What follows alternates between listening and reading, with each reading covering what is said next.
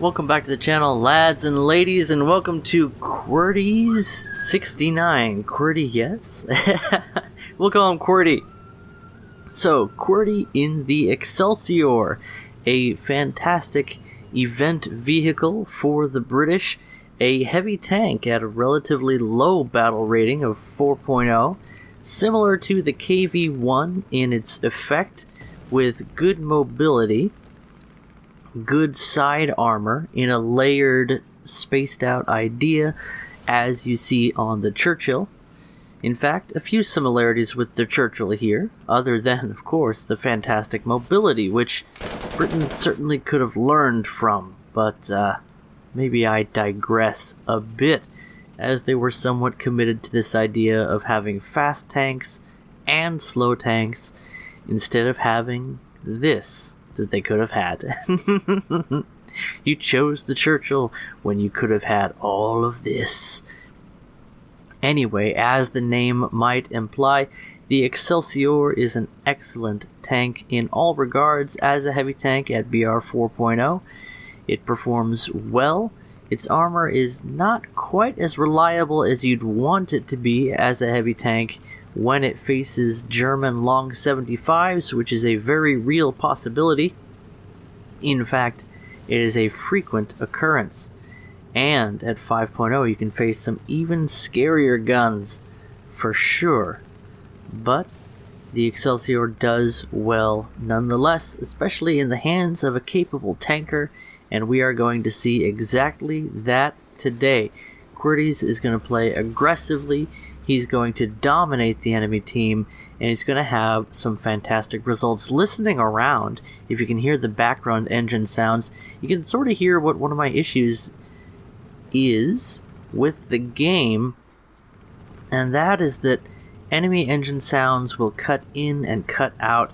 Other tanks' engine sounds will cut in and cut out. It seems like War Thunder can only handle a certain number of a specific type of sound at once, and otherwise it just kind of cuts from one to the other, which can be quite confusing if you're doing what I always recommend, which is to listen to your surroundings. It can make such a huge difference, and you'll probably notice some of that from QWERTY today. First off, making visual contact with the Excelsior's Soviet counterpart, the KV-1, perhaps a tad less mobile in forward momentum, but having what even the Excelsior lacks, an effective reverse gear. So, crippling the first KV with a shot into the rear, second aimed for the turret of this second KV. No sauce, however. A third round goes nicely into the gunner, finishing him off. Well, actually, was that the same KV? Boy, he got the turret crew back up fairly rapidly, which goes to show that maybe when a KV is looking 90 degrees away from you, as that one was, maybe it's best to shoot them in the engine first, which would be my recommendation. Not that I can really fault QWERTY for his behavior here, as he ends up doing quite well in this battle. Now, with a chance to aim through the rubble and try and take down the Panzer IV, QWERTY is aiming carefully. Once again, goes for the turret crew, this time wiping them with a single shot. It looks like that Panzer IV had already lost a crew member somehow, and was finished off by losing all three of the turret crew in that case. Now, with my favorite spot on the map, the Central Park. Not sure what it's called in Berlin. It's probably been renamed anyway, as the results of what's happened here today.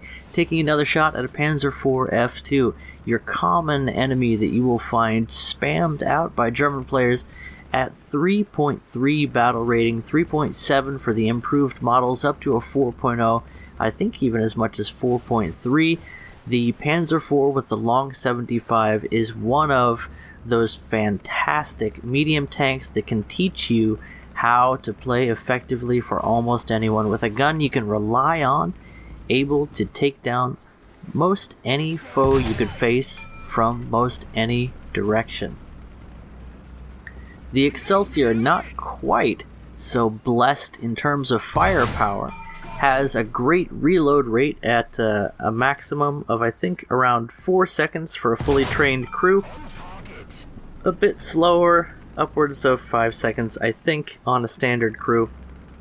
But since this is a premium event vehicle, your crew will gain in experience fairly quickly if they aren't there already. Taking another shot now at a later model Panzer IV. Could it be a G? I'm not quite so sure. But he definitely goes for the gun mantlet, the cannon breach, takes down the turret crew along with the breach, and deals that good damage. I'm not sure who was yelling, "We're on fire" back there, but it's not our guy. I think, once again, this is a replay bug that we've been experiencing for a while now. You hear the crew announcements of allied tanks that are nearby. So, ladies and gentlemen, let's say it again this time. The War Thunder replay system puts a nice shot at it. It's getting hard to follow the action here. We were talking about the gun of the Excelsior. So as you see, just the absolute slaughter that's being progressed before you now. We'll talk about the Excelsior's firepower.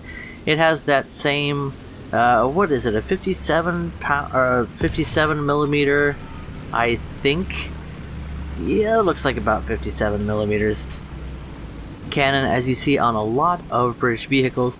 It has around 100 millimeters of penetration, which is not the finest, and a solid shot round being its only viable option means that, as with most British vehicles up to this point and for quite some time in the future, your goal is to use your reasonable armor penetration values and your quick reload rate to first cripple an enemy vehicle and then try and take it down.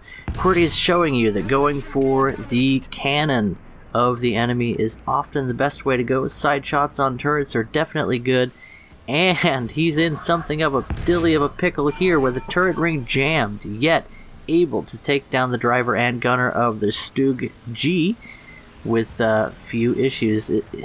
I keep calling it a G. I'm not sure what model of Stug it is, honestly, but it's the one with 80 millimeters of frontal armor, which goes to show that, once again, the penetration on this gun is not terrible. It's just where you want it to be for a 4.0. So, not fantastic, but not horrible either, as that round goes through and, well, lacking any high explosive filler, just passes through a rather empty portion of the tank. Another round goes through an entire rack of propellant charges and just turns them red. Didn't even make them disappear.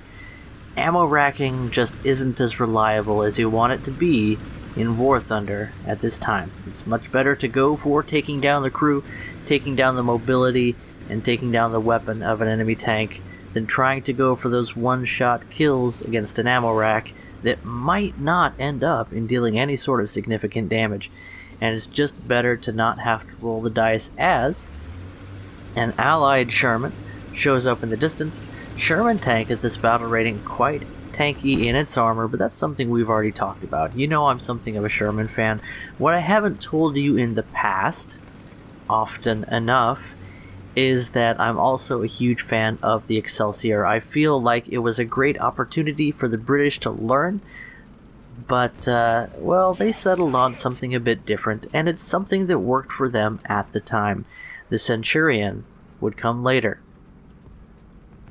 Moving forward now, just looking for an enemy that yet lives with 10 kills, a double ace under his belt, and still 3 crew members alive. It could be a lot worse.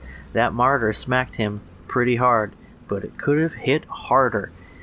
QWERTY's with his adorable Dachshund Tigor there, decal, nicely put. Just doing what is essentially a victory lap, sniffing around for enemies not interested in capturing the zone in this battle, and listening to the hum of aircraft, probably enemy aircraft overhead, judging from the mini-map. QWERTY's not giving them a second glance. Did he actually fire the main gun there, or was that another tank? Difficult to tell with the way the replay system works right now. It looks like a BF-110 that just smacked into the ground while dropping his bombs, so good on ya, Hans, good on ya. Wish more Nazi pilots had your level of skill. That being garbage skill. Anyway, I've talked about slamming into the ground before. It's a thing that happens even to experienced players, so that's a thing. One dubious advantage of, as you see, the Excelsior's slow reverse rate is that you're actually able to fire on the move while backing with a fairly high level of accuracy, which can come in handy in a pinch. I would far prefer being able to GTFO the neighborhood, but you take what you can get in a British tank, and it just kind of comes down to the flavor of the nation, which the Excelsior fits nicely. It's sort of the answer to the question, what if a Churchill could actually charge the enemy? I find that a very satisfying and exciting answer. I believe the Excelsior is available on the marketplace. Correct me if I'm wrong down in the comments below. Also, check out the link to the Discord, and if you feel like joining a squadron that's only interested in having a good time in War Thunder, being kind to everyone, and sharing some squadron vehicle research points together, then go ahead and check out AmFam in-game. Just type that into the clan search or the squadron search and you'll find us, and you're pretty much guaranteed to be accepted into our squadron, unless you are a negative Nancy, in which case find someone else to hang out with. We're all kind here. Anyway, that's it for QWERTY's in the Excelsior. He was not quite able to pick up more than the ridiculous number of kills he already got, but I dare say he had quite a good time in the Excelsior. I had a great time talking with you guys today, and I'll catch you in the next video. Bye-bye.